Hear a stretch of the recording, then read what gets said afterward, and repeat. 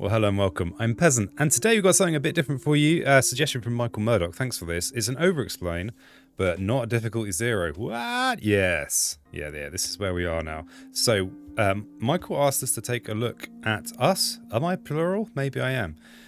To look at Sweden 3. So I'm going to go through what can make Sweden a difficult opponent. And they didn't specify a spirit. So I'm actually in this screen. Unusual. Anyway. Let's start. So Sweden is definitely an adversary. We'll start from the top. The escalation is always going to be in no matter what difficulty level you're on.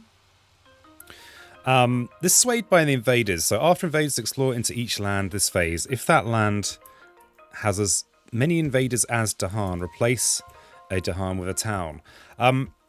So generally, this is something that you want to play around by possibly clumping your Dahan a little bit, because this is a big deal. It doesn't look like much, but just extra towns here and there make a huge difference, because that explorer that goes in with a lone Dahan suddenly becomes an explorer in a town. And especially once you bear in mind the extra damage, because the explorer town means the next build is a city, which is, so you're going from... You know, that's a big ravage straight away. So you really, really want to play around this escalation effect. And the key way of doing that is to try and clump your Dahan. Okay, so next up, heavy mining. So tier 1. If invaders do at least 6 damage to the land during ravage, add an extra blight. Okay, so this obviously is more pressure on your blight pool. But the thing I'd say the thing with Sweden is the most powerful thing you can do against Sweden is prevent them ravaging at all. Kind of, he says, kind of. I mean, the usual principles of preventing builds, meaning that you prevent ravages, also applies. But if you have a good get out of jail free card against Sweden, is having the ability to actually just prevent actual ravages. There's a couple of spirits that could just do that out of the bag. Spread of Rampant Green can do it out of the bag, as can old what's his face, Earth. They both have starting innate powers that allow them to do that.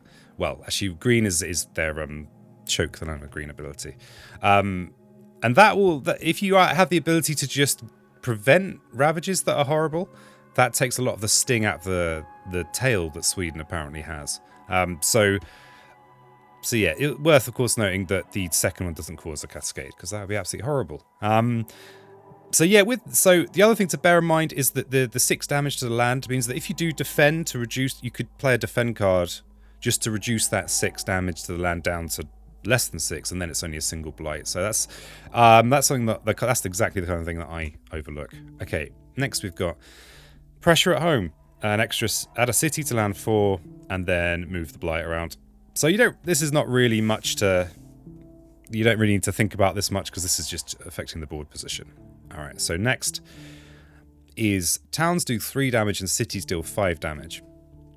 So you really want to prevent those city builds if you are thinking of trying to actually defend. So although these do emphasize the danger of the ravage, they don't change a lot of the kind of the basic, what you'd call basic strategies of kind of preventing builds, or even preventing explorers if you can. But yeah, all of their bite is on the ravage. And as this is about 3 and not these, I'm not going to talk much about these beyond this, which is that this is, notice at 5 you've got this mining rush, which is another thing to do with ravaging. So again, if you are really looking to beat Sweden at high difficulty, or whatever difficulty, starting with one of the spirits that could just prevent ravages is going to be, that's going to make it a lot easier. But we have not been requested that. We've been requested this. So yeah, we've got to think about, this is what I call the flirty Swedes effect. This escalation. So you're playing around this, and if you prevent the ravages, that's nice, but it doesn't change your MO that much. So spirit choice against Sweden. So as mentioned, I'd say green is super strong against Sweden. As Earth could also be kind of strong. I think just in general, green is very, very strong anyway. Heart of Wildfire is also very strong against Sweden, because you can kind of, the downside of Wildfire is that you're placing blight of your own, which is tricky and scary for anyone really, unless you're very experienced with wildfire. So you could be placing a blight of your own. It's like, oh well, I've placed blight, but Sweden would be potentially placing multiple blight because of that 6 damage ravage rule. So I think wildfire's also particularly suited to taking on Sweden. But Sweden 3 should be doable by anyone, even you, Shadows. Yeah, even me. But for the purposes of this Overexplain, I think we're gonna go. I think I'm gonna go with green, because I love green. I love green, and we could schedule. I mean, they are just ridiculous against Sweden as well. So, board choice. I don't honestly. I don't really think about board choice that much. But I tend to just go with a random one. So I'm not even going to explain myself with that. So we're at Sweden 3. We're going with green. And yeah, thanks again, Michael, for the suggestion. And if you are a viewer and you want an Overexplain run of a particular adversary difficulty number, let me know. I'd prefer it was lower difficulty because the higher difficulty, the longer the video is going to get. All right. So we're doing green.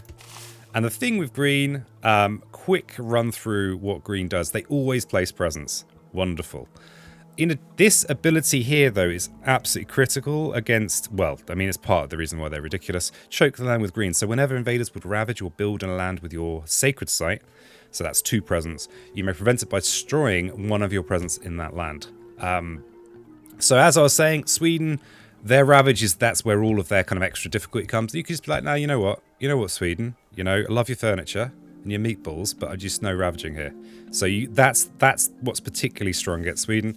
You also have this steady regeneration. So when you add presents to the board via growth, you may use your destroyed presents.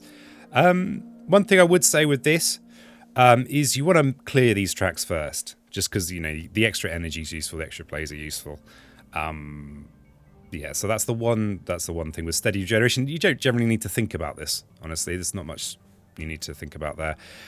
Creeper's Tear and All-Enveloping Green are both super handy, but this is a defense power and we're against Sweden. So remember, their towns do an extra damage. So their towns do 3 damage and their cities do 5 damage. I often forget this rule, so I'm telling myself this one. Why did that defend Blight? Why did I not defend that? Oh yeah, Sweden, derp. So defend powers against Sweden, apart from the really big defend powers that no one really starts the game with, things like that big defend power, the defend 10 one. Those are still good because defend 10 still, makes a difference against, attacking of 6 or 7 or whatever, what have you.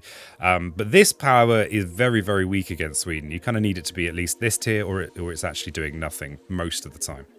But this choke the land is where it's at. Let's have a quick look at our start hand. So, Gift of Proliferation and Overgrow are super powerful ways of accelerating, and probably why green is everyone's favourite teammate. And remember, in true solo, i.e. one spirit, this target another restriction doesn't apply anymore. You can target yourself, and yes, it's very powerful. And also, you can use this in conjunction with a plan to choke the land with green. To go, oh, here's a ravage I don't like, especially against Sweden, because it might be a double ravage and it might even be on an existing bit of blight, so that's 3 blight, which is a lot, often enough to lose. So you could, so yeah, you can use these in conjunction with choke to prevent troublesome ravages. All right. The other thing to say while we're talking about placing presents and preventing troublesome ravages is that because we have this extra presence every single turn on jungle or wetlands, we are much stronger and able to prevent things in jungles and wetlands. So typically, as a rule of thumb, and I love these thumb rules, you might want to think about using your Gift of Proliferation and your Overgrow in a night to put presents in deserts and mountains. Deserts and mountains, because you don't get free presents in them all the time. Though you can place presents with this option here as well. But yeah, that's just something to kind of bear in mind.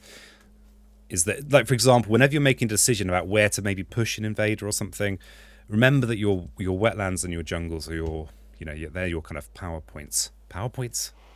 places of power. Oh god, let's just not use that. Any metaphors. Metaphor free from now on. Fields choked with growth is yeah, it doesn't look that impressive, but this push town is very useful. And these are both very useful. The push 3 Dahan doesn't really do anything unless you draw good defend cards most of the time. You could also use it against Sweden to prevent some of their flirtation, their escalation effect flirtation. That means they're converting your lone Dahan into towns. I mean, it doesn't only affect lone Dahan, but typically that's when it happens. And then finally we've got Stem the Flow of Fresh Water, which can be tricky to use effectively because you've got targeting issues here. This needs a Sacred Site.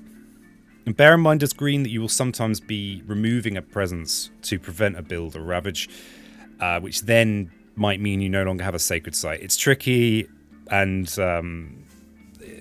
yeah, very easy to make mistakes with this particular thing. But what does it actually do? A damage to a building or a city, sorry, a town, sorry, a building, a town or a city, and then or if it's a mountain or sand, 1 to each. This bottom bit can be nice, but generally out of the box, this is something you'll use in the opening, and we will almost certainly do that turn 1. And typically you'll use this stem in conjunction with this Creeper's Tear into mortar damage. Oh, one thing to note as well, rules detail. So especially if you're playing a physical copy, this repeat power thing, this means that you could Creeper's Tear into mortar in 3 different lands with this.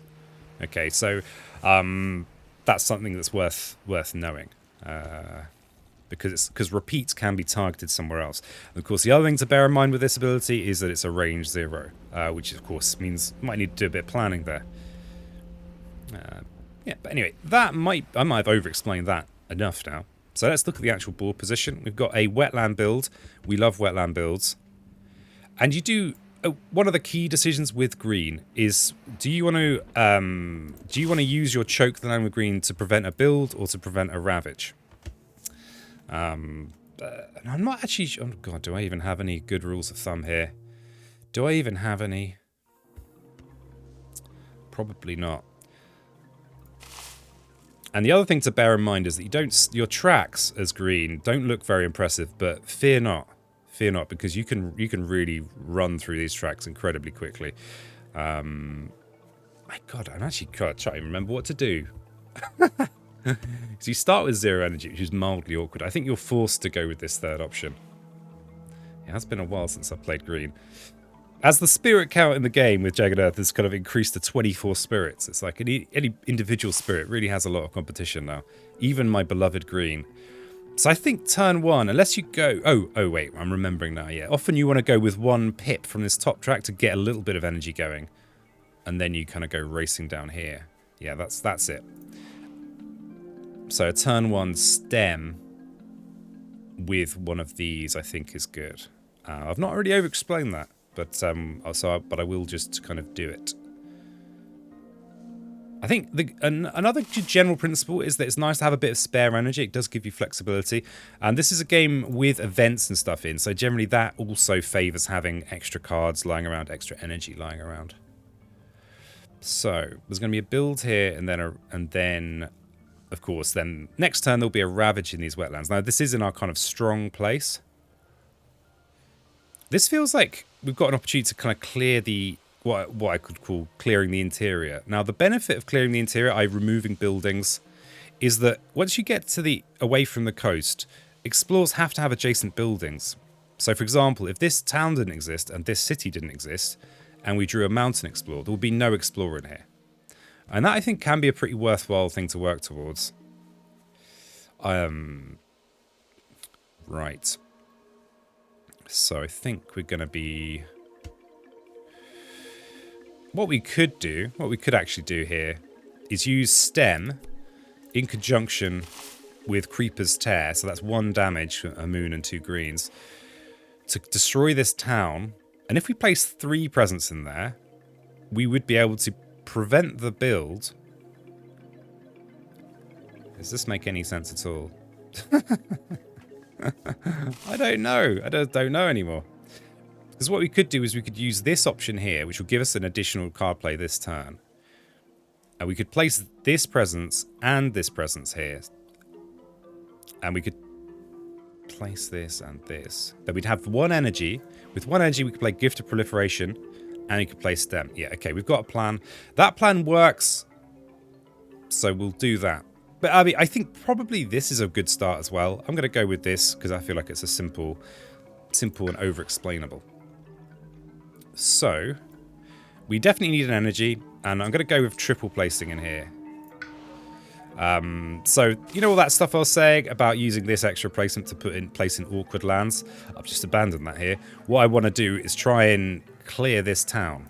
Because that means that this jungle will know, if the jungle explorer card comes up, there won't be an explorer in there. I guess we could be unlucky, and this could be a jungle explorer here, but... So, I like to go down this track. One pip off here and then mostly down this track. Your mileage may vary. Sometimes you might want to get this plant in order to get a bit more defend. It's unlikely against Sweden, though, because of the extra damage on their towns and cities. Okay, so I think we've got what we want here. Yeah, I'll explain it as I do it. So, Gift of Proliferation. Oh, I could, of course, have used Gift to place a presence in here. But yeah, keep it simple. So, Gift of Proliferation is wonderful. This will also mean we have 2 plays next turn. And let me think about this. So remember what I was saying about how it's easy to place in wetlands and jungle and not so easy everywhere else? That's just as true now as it was a few minutes ago. So, if we can clear this... If you can clear this land, then this is great. This is a city, and although we do have a disease in there, I think this is more potential headache than this, so I'm going to place a presence in there for that reason. Okay, and then we have the wetland build in these 2, and I'm going to prevent it here by destroying this. Sometimes you want to prevent the ravage instead, but I'm going to be destroying this town this turn.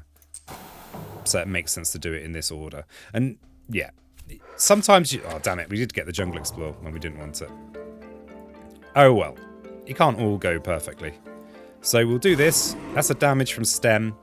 And then we can finish this with Creepers. So, we got a bit unlucky there. It was a 1 in 3 chance. And that's something I would say it can be very handy. Is kind of just looking at the upcoming Invader cards here. And then going... And then work, you know, let's see, like using that as part of your kind of planning. So we know that this one here is either a sand or a mountain. And I think, although it's often very obvious, sometimes it's worth knowing that information. Yes, it is. So we are back to the growth phase, and yeah, that explore did finally happen. But what we could think about doing is actually preventing this build. As we are green, and that's what we're kind of good at. And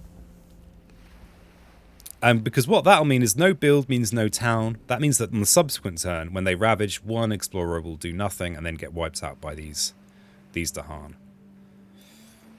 That feels pretty reasonable. That feels pretty reasonable. And we know that we've got Sand or Mountain Explorer next. This has a Blight in, so it's a bit more high priority to defend. But this land on the corner, especially in solo, only has 2 adjacencies, which means that you really don't want Blight to pile up in here, because this you can have a situation where your board's looking quite nice, but then a Blight in here cascades and then doesn't have anywhere to go, and next thing you know, you're wandering through the supermarket crying. So note, if we want to play Overgrow, we either need to get to 2 or we need to do this. But we'll gain the energy and gain the power card. So power card choice. Everyone loves a power card choice. As green, you don't have a lot of energy, so I think you want to be mainly going with minor powers early on. And what do you like as green? And what do you like as green against Sweden 3? So this is a defend card, which typically is weaker against Sweden because their defend is so much stronger. I mean, it can still be useful, remember, to reduce the damage down so they only place 1 blight instead of 2. And what I'm talking about here is this heavy mining effect. So that's the case. But the reason Nature's Resilience is such an amazing card, well, there's so many reasons. It's just a good card, okay, is this ability here. So it's a fast phase power. If you have the water there, you can actually remove a blight in the fast phase. Now what that means is you can use it to just yoink a blight out from underneath and prevent a cascade. Very, very nice. Lovely stuff. You love to see it. So I'm heavily inclined to get that. Even though it is very defensive. It's very, very defensive. But we can even use it in here this very turn. Let's have a quick perusal of the other ones though, because we're over-explaining. So we'd like our ideal elements for a card, the elements on our innate. We don't have a major power to consider. So yeah, moon green I think is generally more relevant. Because you can. It's generally. We also like water. We're going to end up with loads of green because we will empty these tracks very quickly. So we've got plants. We're going to have all the plants we need really. So yeah, moon. I'd say moon, water, and maybe a little bit mountain are kind of our most precious elements. So element-wise, these are not doing a lot for us. We're also a little bit energy poor, and will be for a while. So that also means that if there was a zero cost option here, that would be more tempting. Especially as we could very rapidly end up at 4 plays, and those extra zero cost cards, will, they do some work. Delusions of Danger. Okay, so it doesn't look like a lot. Pushing a single explorer for an energy. But if this prevents a whole build chain, then that could be very worthwhile. For example, this explorer here, I could just push this in here, and then there's no build here. But it's a bit off-brand, though the moon there is actually crucial for our Creeper's Tear. I mean, this might even be better, than Nature's Resilience. Okay, Devouring Ants is very off-brand. We might care about the mountain because it might help us with this, which is basically a kind of a very equivalent to this. It's that fast blight removal, which is very valuable for preventing cascades. It's very I don't know. I'm not a big fan of Devouring Ants. Flesh Rot Fever. So the disease token is like a one-off build prevention. So it's kind of doing stuff we're already good at. Yeah, and again, it's I can't see this as being something we're going to really lean into much. Though we could use this in sand to prevent a build. So yeah, these are all potentially valuable. It's a toss-up between these. I feel like Nature's Resilience, we could just use this turn to prevent a blight going down. So remember, this town is boosted by damage, so it's a 4 damage ravage. Not enough to place a double blight. But here's something. If we let this ravage happen and let this Dahan die, we're actually kind of saving ourselves the trouble of this being explored and converted into a Dahan when we get to stage 2.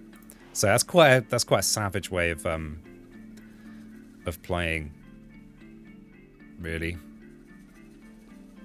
it is. Another thing to think about, I mean, preventing this build feels pretty good. Because what this means is that we can be using our resources in this area here. We could just prevent this ravage, actually. I'm going to go with this. I'm going to go Delusions of Danger. Why not? Overexplain. Let's just say dumb stuff. So, yeah, given that you typically only want to pick this option if you need the defend from here. So we're going to go with plays. Plays.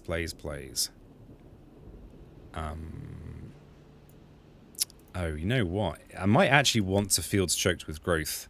So we could use this to push 3 Dahan, and maybe we can make it so that these lone Dahan are less vulnerable. Though we actually don't have a spot where you can solve both of them in one go. Unfortunately. I think this might actually be a mistake. I'm gonna keep it though. I'm gonna keep it. It's my mistake. And I'm keeping it. So, we do need Delusions of Danger. Oh, it doesn't need Sacred Sites. Oh, that's good to know.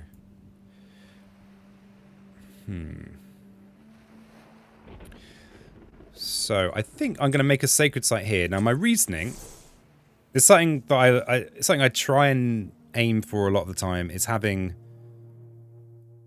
Oh no. Do we prevent this ravage? Do we prevent this ravage? Or do we let it happen? I'm going to let it happen. Some people really hate having any blight on their island at all. Yeah, I'm talking about you, George. But the rest of us, we let a little blight happen. It will solve two problems. It means we don't have to think about this tile for one, this land. But it also will mean that they can't explore into here and convert this Dahan into a town. So, but yeah, I'm going to use delusions here to prevent this explorer from building. And I'm going to use overgrow because we can use this to grow our to just become more powerful by placing more presents. We've only got 2 plays. We're actually not going to get any of our innates, but it's fine. It's fine, I assure you. So first thing, so yeah, don't. Here's a tip. Always remember like that I've got a ravage here. If I push this in here, that would be really sad. Well, it wouldn't be that sad, but it'd be sad enough that I don't want to do it. It's not that kind of movie. And overgrow in a night. This fear option you're generally not going to use until later on, but this 3 fear is a lot of fear, especially as it's in the fast phase. The benefit of it being in the fast phase is it means that you might gain a fear card before all the invader actions. So it does make it that bit more vulnerable and valuable. And 3 fear could be what you need. But right now I'm going to just get more of my presents out. Farmers seek the hard raid. Ooh, haven't had this event against Sweden recently. Let me think about this. We have a choice event. This one is horrible against France, so I'm just glad I'm not against France. So we can spurn 2 damage to Dahan in a land with buildings in Dahan. Add a blight to a land with at least 2 buildings. Buildings have -1 health this turn. Mostly irrelevant. Or we can add a town to a land with Dahan and next normal ravage becomes a build. So we had this idea of deliberately having this Dahan die so it couldn't be converted. Which sounds really horrible when I put it like that. But that was the idea. So we kind of want this ravage to happen.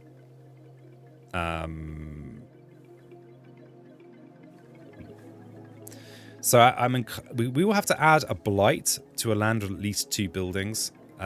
Such a land does not exist. Okay, so the main downside of going spurn the invaders doesn't really exist. So we're gonna go spurn. Yeah, we're gonna spurn. Spurn those invaders. And I'm happy with that. So that's happened. That's fine. We've got a ravage here, and it's asking if I want to prevent it. I want to allow it. And now we have a jungle build. And we could allow this to build a town, or we could prevent the town build.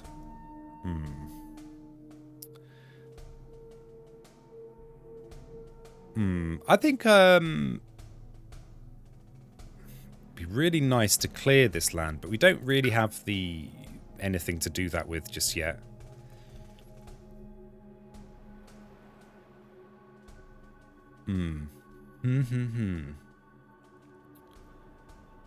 If we prevent the build...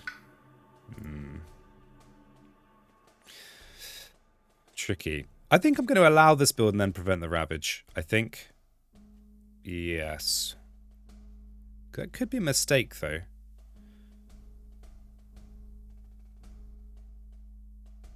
Because one thing to note is, I mentioned steady regeneration didn't matter until you've placed all your presents. If we can get to the point where we're placing our destroyed presents for free, i.e. we can get to the point where our tracks are empty before the island has blighted and become unhealthy, then that feels pretty good.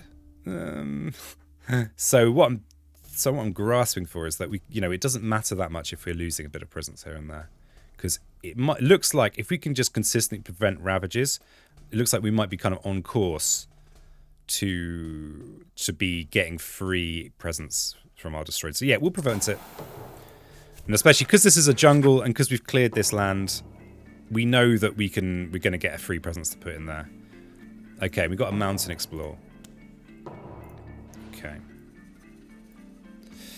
So, We're nearly at 4 actions. We only have 1 card. One thing I do say often, which is just because you've got hardly any cards in hand, don't just assume Reclaim is better. Because basically your power level is determined by how much presence you've got on the board, to generalize. And every time you, for almost all spirits, not all, but most spirits that have a Reclaim option doesn't allow them to place presence. That's your weakest option. I think some of the more like finely balanced spirits, like if you can get in an extra bit of presence placement before the Reclaim, then your spirit just becomes that marked bit more powerful. Green isn't really like that because green's weird, but that's a thing to think about. Okay, so we've got disease in both of our mountains, which will prevent these builds. We're going to place a presence in here, regardless of what we choose. And that could be our 4th action. So, Reclaim might be right here. It would be nice to get some more cards going. But we've also got a situation where this Ravage is we don't have to do much to prevent this Ravage. We could have what I call a turn off, which is where we just really focus on growth. Because it doesn't matter if we have a crap turn, because all we need to do is prevent this Ravage. Kind of.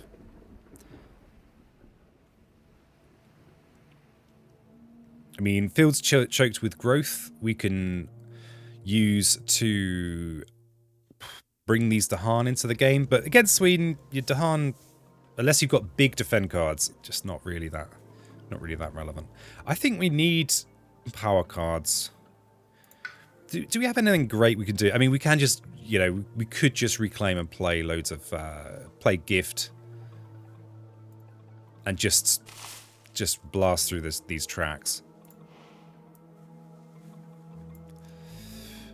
I think that's probably the right thing to do in this case. But it is generally worth thinking about. There you go. And I've just done that. Green's also a bit unusual because it has these crazy cards that let green just grow. So all those generalizations, ignore them. Yeah, so we're going to Reclaim. And we're going to... Sometimes it's worth... If you've got a card that you really don't care about, you could maybe look at a major power earlier so that you can kind of maybe then tailor the rest of your game to kind of getting complementary powers. Either complementary because they're giving you the elements you need for threshold effects, or because they have a synergy. But there's nothing here that I reject. This does look like the odd one out here, but this is doing something... This is kind of a very low effort way of preventing a whole build chain for green. So yeah, going to go with a minor power here. Ooh, okay. This is stuff we like. Gift of Power is wonderful for green. It has every element we could ever want. Basically every element ever. 0 cost. It's extra minor powers. This is wonderful. Elemental Boon is incredible too. 3 different elements of their choice. They have to all be different. But this basically means that almost any major power becomes playable. There are a lot of major powers where their threshold effects are really hard to get, but then all of a sudden Elemental Boon shows up. So this is actually not a straightforward choice. You could make a strong case for either of these. These both are quite circumstantial. Cult Isolation, low-key, can be very, very powerful. Surprisingly powerful for a card that just looks like people having a picnic on the beach. Like pushing multiple buildings or towns or explorers from Dahan areas. That actually might be good against Sweden. Do we have a... Okay, we don't have a situation we can use it immediately. And these are super powerful. Fear is great. We might... As I'm thinking about going Gift of Power to gain loads of minor powers and lovely elements, I could just pick up another Fear generation card later on. So if neither of these was here, maybe I'd pick this. And I don't have a major power yet. This is still tempting, but I'm going to go Gift of Power because we've got hardly any energy and we're going to have 4 plays this turn. And this, yeah, so Gift of Power is perfect. We're going to place a presence in here to prevent this Ravage. Because remember, against Sweden 3 or above, this city's going to do 5 damage. This Explorer is going to do 1 damage, so that would be a double blight placement. Part of the reason green is so powerful is that this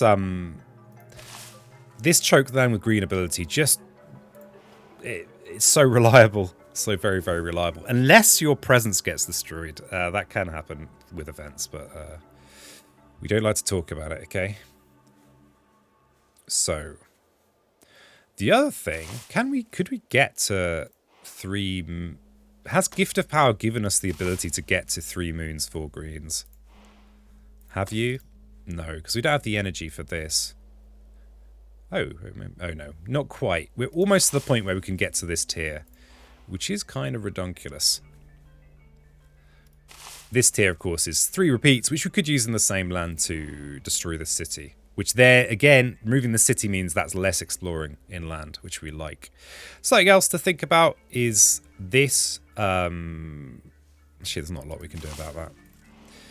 Because this innate here only targets buildings. So we're going to have to do something about this.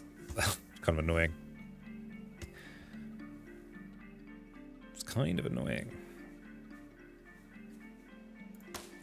So we might need Delusions of Danger anyway. Just to push and explore out of here. But, so we've got 2 tiers of our power here, and we've got Stem.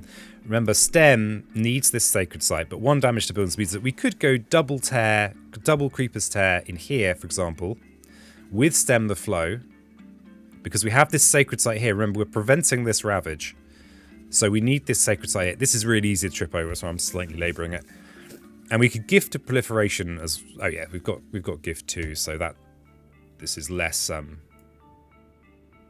shady. But remember, because Creeper's Tear needs the 0 range... Oh! Mutter, mutter, mutter. Hard to know what to overexplain and what not to.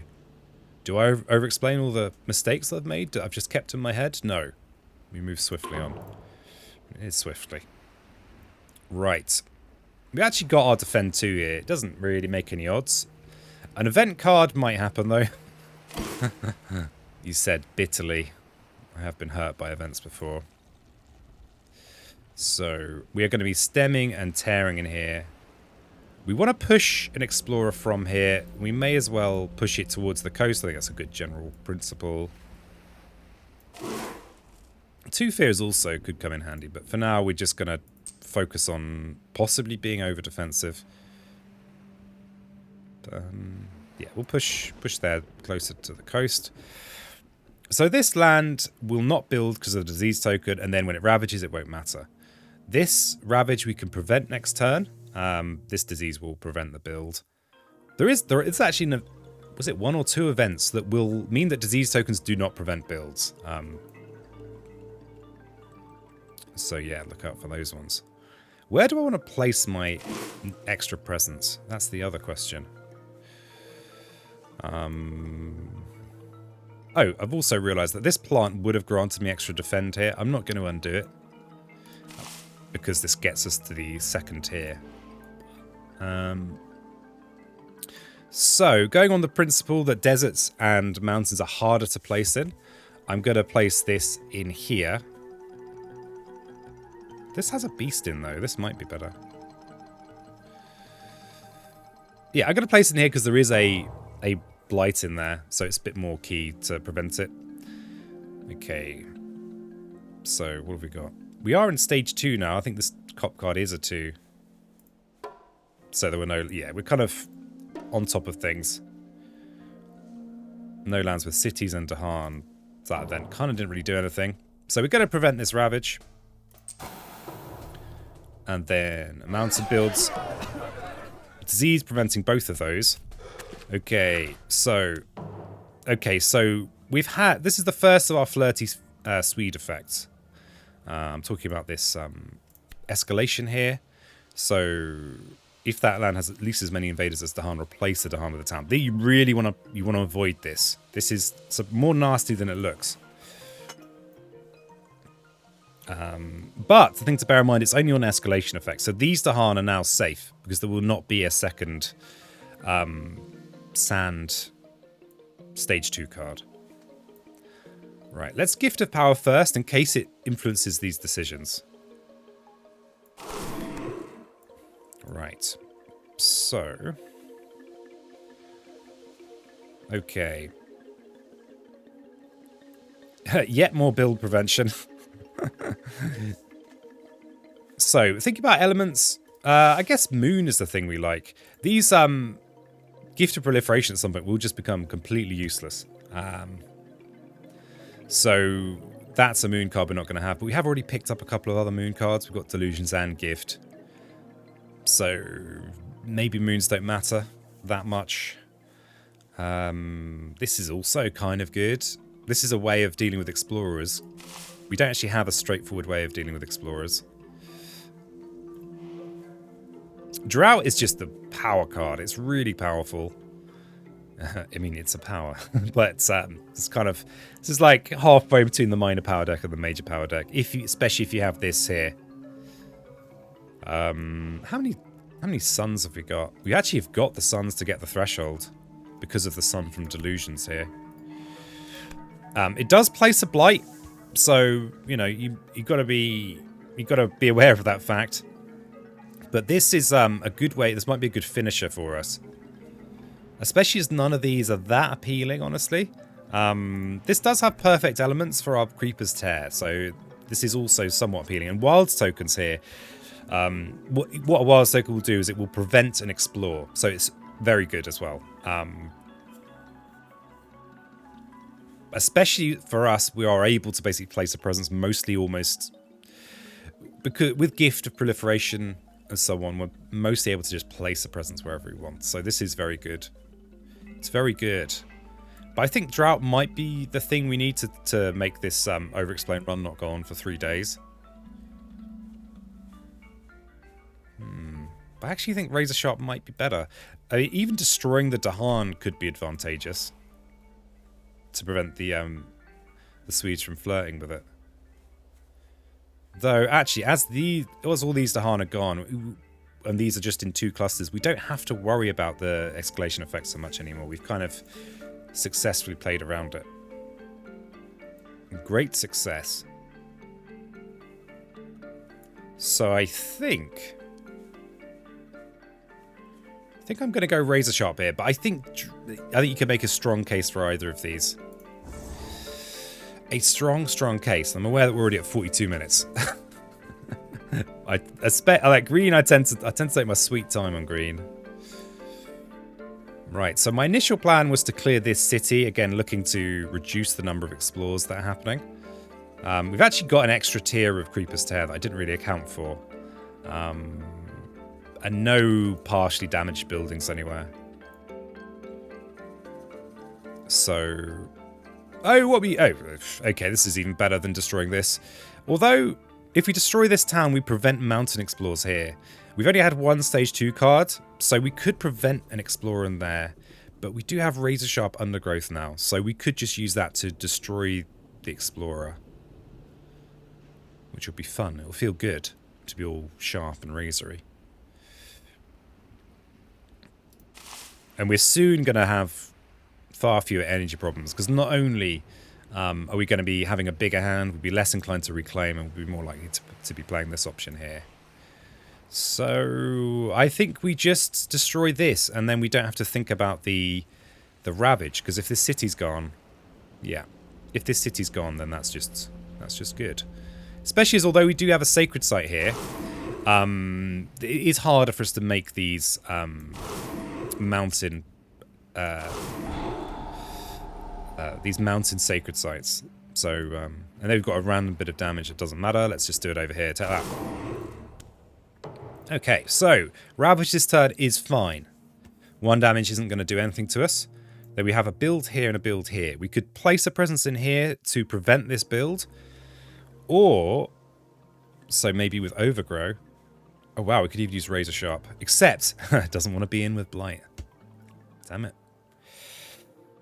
But what we could use Razor Sharp this turn to, if we place a presence in here,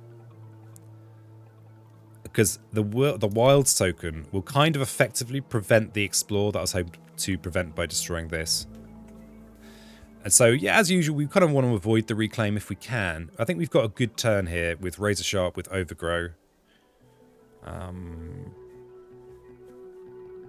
Yes. So, then, which of these options do we want? I think either is potentially good, but we're low on energy, and this is expensive. So I think we're doing this one here. And we're going... Again, we could start thinking about going into a major now, but all of my cards are serving a purpose. Apart from maybe Delusions could go now. Especially now we've got Razor Sharp, which is possibly slightly better for us. We could go major here, but we can't play it straight away unless it's a relatively cheap one if you want to overgrow as well. So I'm going to go with a minor power here. So we're up to 4 actions. So again, Sweden defend cards are kind of both. You've got to remember the extra damage. That's the key take home with Drift Down. Drift Down would be enough. Defend 4 would be enough to just deal with this coastal desert with a counterattack next turn. So tempted to pick that just for a one-off. Prowling Panthers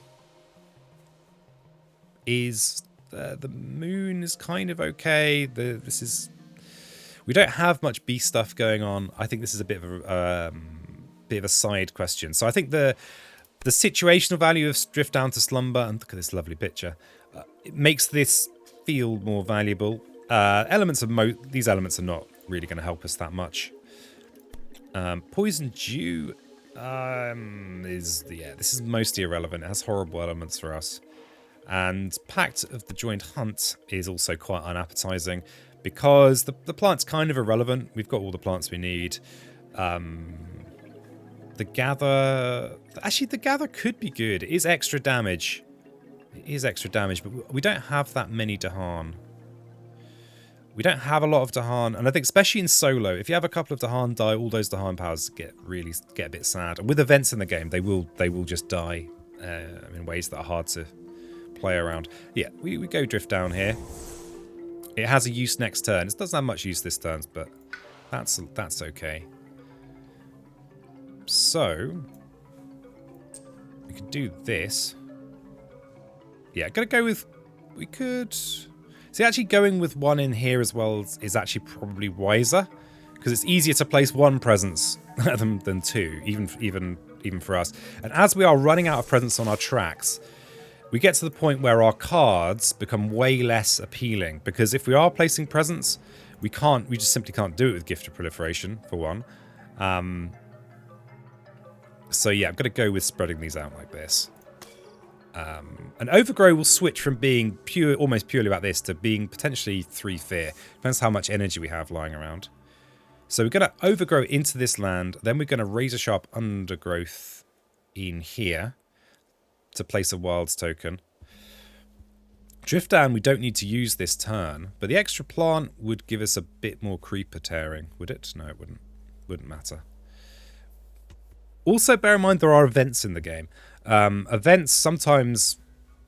having elements will help you with events.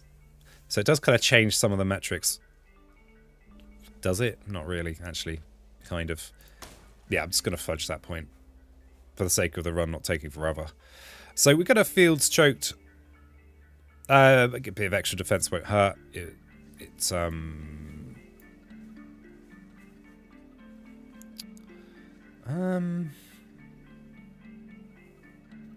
Yes, we'll just play all these. We're going to Reclaim next turn.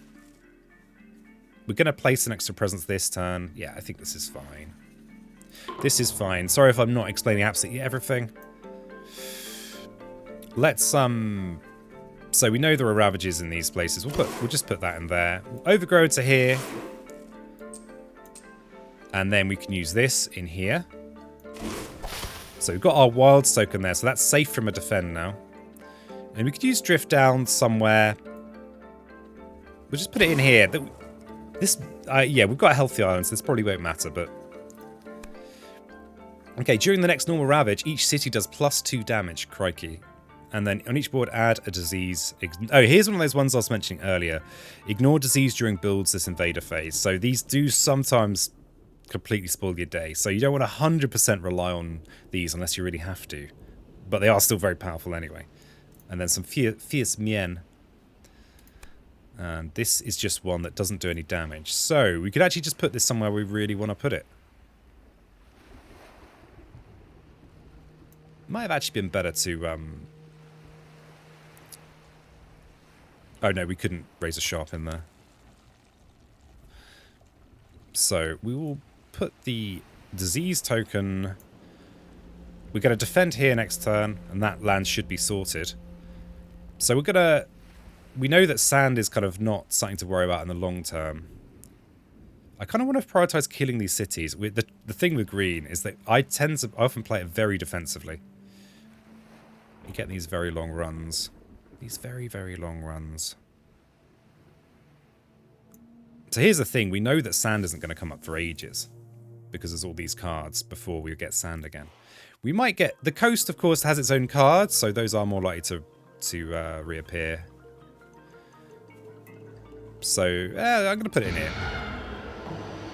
Actually, the problem with this is that disease sometimes kills by Dahan, actually. But and that fear card did nothing, so we won't worry about it. So we'll allow this ravage because it's just a single damage and won't do anything. Then we have those builds and a wetland explore. Okay, so we have 2 creepers tear. We can destroy a town somewhere where we are in with. So here's good. This means that this ravage doesn't really matter. And then we could potentially push a town or push 3 Dahan. So we don't really... The only places we would want to push Dahan are sands or wetlands because we know that they're safe from flirtation. Let's push these Dahan into here for a... We don't have defend cards, do we? I keep half thinking that I've... that I picked up that big defend card earlier. Because it is such a favourite of mine. But I kind of wanted to show off pushing explorers around. Alright. We'll bring these Dahan into the action.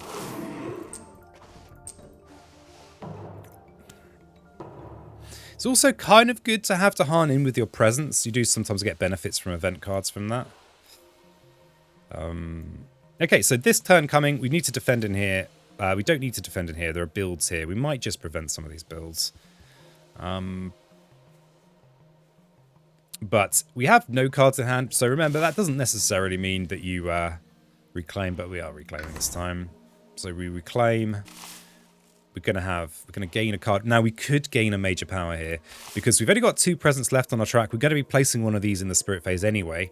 So all of a sudden, Gift of Proliferation is going to go from being hero to 0. And we are probably going to want a major power to close this out. So I'm going to look at a major power. And we've got a few things we could forget. Maybe delusions are no longer relevant.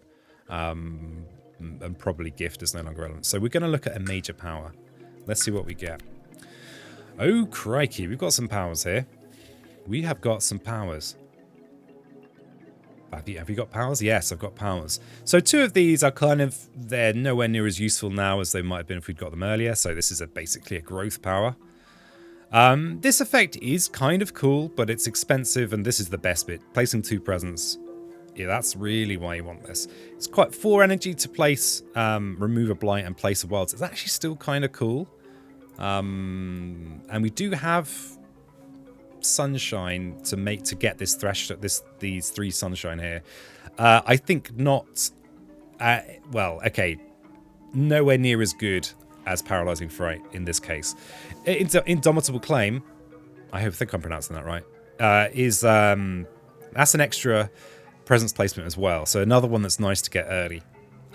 So we've lost a lot of its value there, but it's also Defend 20, which is relevant even against Swedish big Swedish numbers. But again, like I was saying earlier about Spirit Choice, this is a skip actions card, which means it's super good against Sweden. And also, we have easy threshold because we've got Drift Down into Slumber, which is kind of low-key. One of the reasons this card's so good is that it makes it a lot easier to get the threshold on Paralyzing Fright.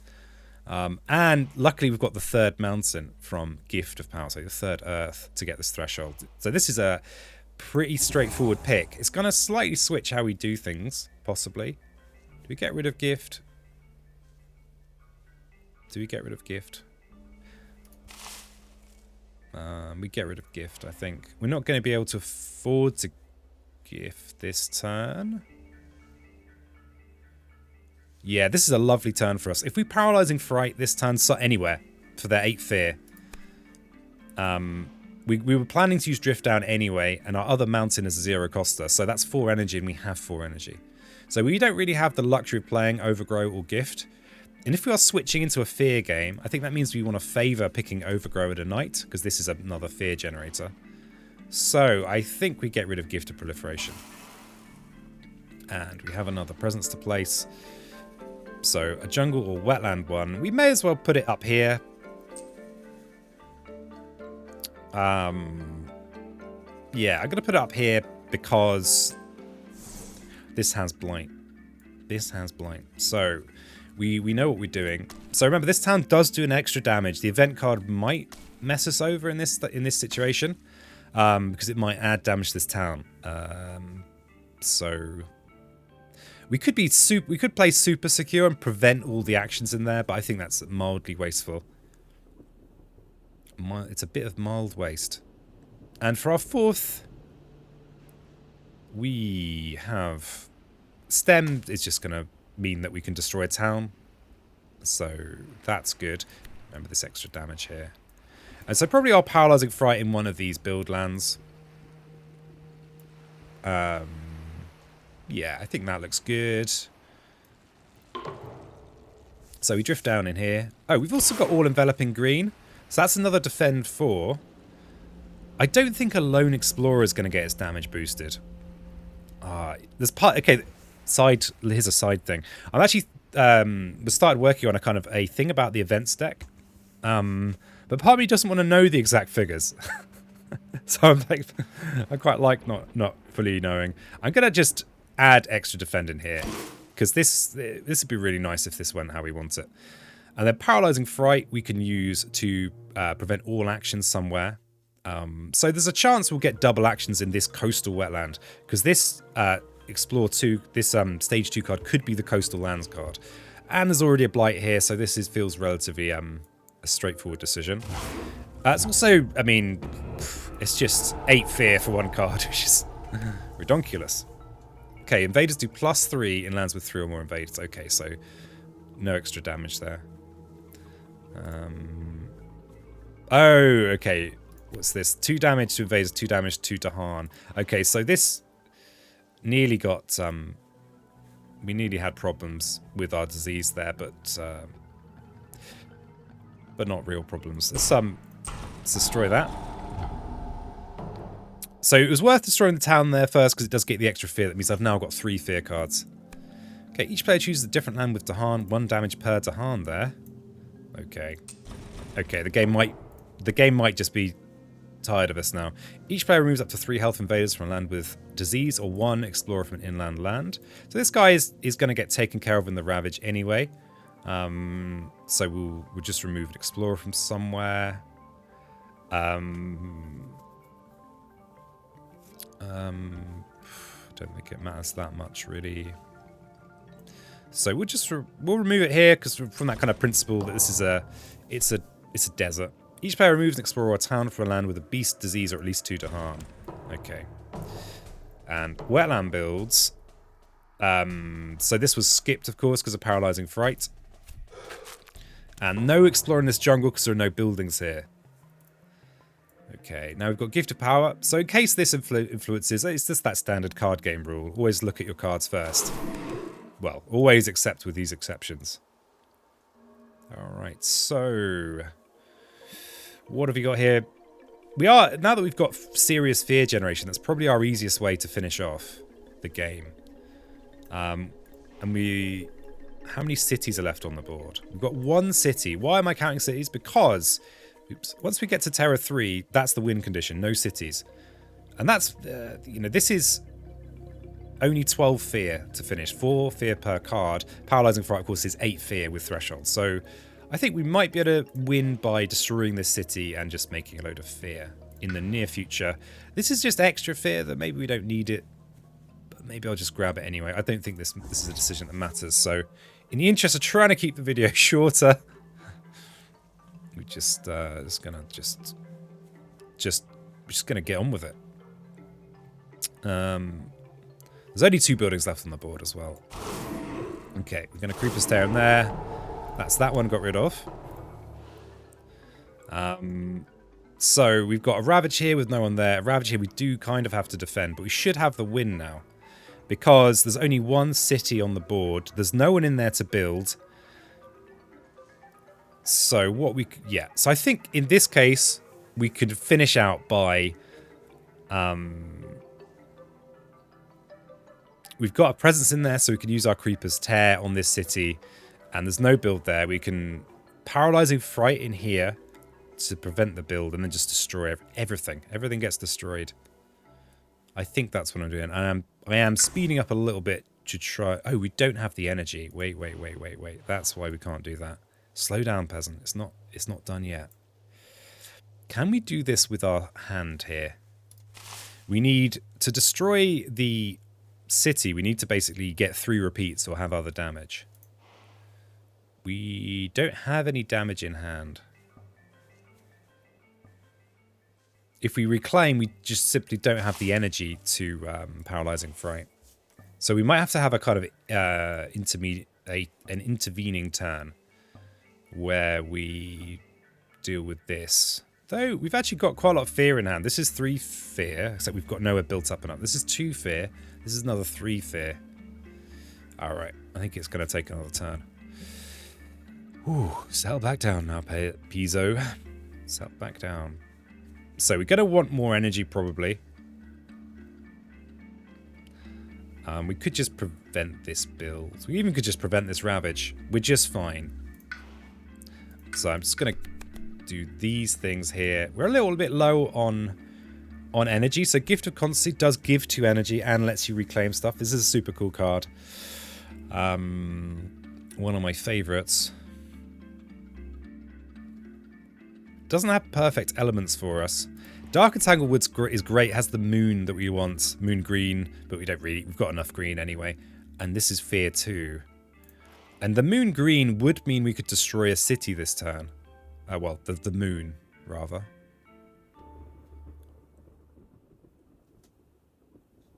We're going to gain 3 energy this turn. Powers of Fright is kind of expensive.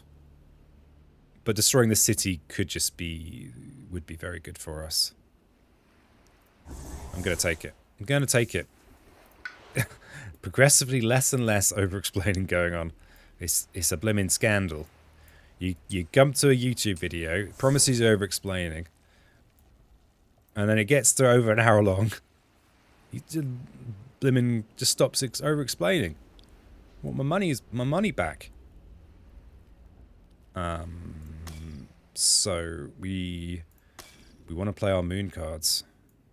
We could use Delusions here to just push this Explorer somewhere where the Ravage doesn't matter. That's a kind of budget solution. Because we've got these 2 plants on our tracks, so we don't need to play a moon green card specifically. And if we are going to reclaim to get our Paralyzing Fright back, this is expensive. So we kind of don't want to blow all our energy on Overgrow, but really. Or do we? No, I don't think we do.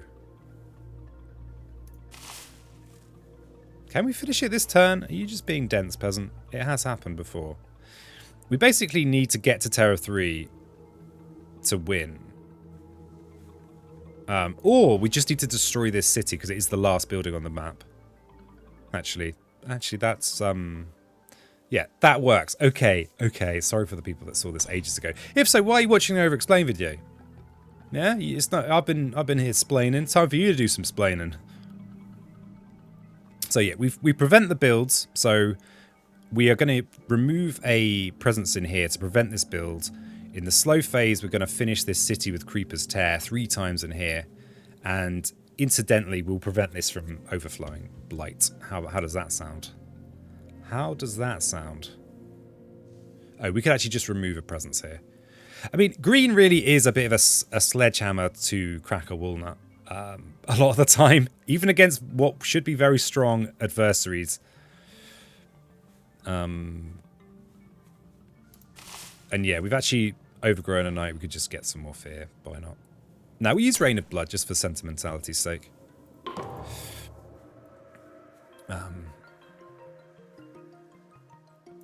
So yeah, I mean we're just on top of this, and I just hadn't noticed. So just extra defend just in case. It doesn't really matter. Let's do that. So yeah, no, you're not getting any commentary on these. I'm just gonna slap them out there. Just putting them out. Doesn't matter. Oh, the event card, of course. The event card, Karekas. Explorers have +1 health. Doesn't matter. Beasts generating fear and then an extra Dahan. Okay. Okay. So this is the generate and move one. So we'll just bring a beast in. A beast, not really. This beast is just sat here in this desert all game doing nothing. Well. So we have a ravage here that we can just allow. And then we have a build here that we want to prevent so that we can win. And we have a coastal explore, which doesn't matter. And now we should be able to win. Let's just get a bit of blood in first. Have some blood. And then we can destroy this final city. And that is it. So there you go. That was an hour of over-explaining on Sweden 3. Thank you so much, Michael, for the suggestion. It was fun. It was fun to over-explain, but not on zero difficulty, because I kind of had to pay a bit more attention. Though green is super, super powerful, so possibly it was even easier than it should be. And they are super well suited to Sweden. Anyway, if you like the video, like the video. Thanks so much for watching. If you have any, if I've misplayed, and I often do, I'm an enthusiast, not an expert. Please timestamps make that much easier for me to actually look and see. Yeah, if you have suggestions for other over-explains, just let me know in the comments. And my main things I want to try and do, I will have some live recordings coming up soon, but I want to first get some more digital recordings done. I had a couple of weekends where I couldn't record and I just kind of lost track of what I was doing. So yeah, I want to try and get a load of over-explains at zero difficulty out soon, because they're so useful for newer players. Well, people tell me they're useful for new players, and you know, I like those new ones. They're all shiny. Anyway, before I say anything even more ridiculous, I'm gonna say goodbye. And until next time, you know how it is. You gotta if you're gonna spend time on an island, make sure it's a spiritual island.